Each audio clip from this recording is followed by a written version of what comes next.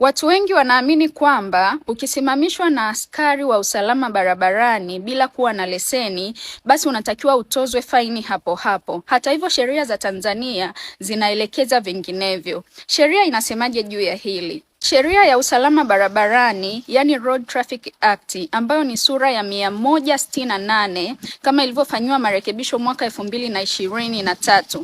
Kifungu cha 91 kifungu kidogo cha kwanza kinasema kwamba kila mtu anayeendesha gari barabarani anatakiwa kubeba leseni yake ya udereva ili akiombwa na askari wa usalama barabarani kwa ajili ya ukaguzi aweze kuiproduce, aweze kumpa yule askari tunawaita traffic, yani traffic police, kwa ajili ya kuweza kufanya nini? Kufanya ukaguzi. Hata hivyo, hii sheria ina proviso, inasema kwamba mtu hatatiwa hatiani kwa kosa chini ya kifungu hiki kwa sababu tu ya kushindwa kubeba au kuwasilisha leseni yake ya udereva ikiwa ataiwasilisha kwa polisi ndani ya siku 3 katika kituo cha polisi alichoelekezwa na askari wakati alipoombwa kuionyesha hiyo leseni ya udereva.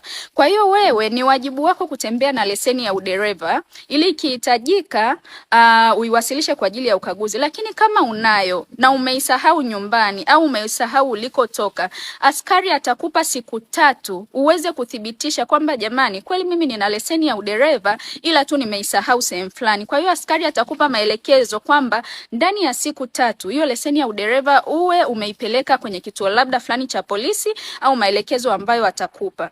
Lakini kukutwa unaendesha gari bila kuwa na leseni ya udereva kwa kuisahau, sio kwa kutokuwa nayo, sio yule ambaye hana kabisa leseni ya udereva ya daraja ambalo anaendeshea hilo gari. Ninaongelea mtu ambaye amesahau leseni yake ya udereva nyumbani au alipotoka. Hutopaswa kupigwa faini hapo hapo. Unatakiwa upewe siku 3 kwa ajili ya kuionyesha hiyo leseni ya udereva kwamba bwana, mimi kweli ninayo hiyo leseni ya udereva. That is what the law says. Kwa hiyo, kwa maneno mengine ni kwamba hupaswi wala si sawa wewe kuhukumiwa kwa kutoonyesha leseni ya udereva ambayo ni kweli umeisahau nyumbani na unaweza kuiproduce ndani ya siku 3 kwamba kweli unayo.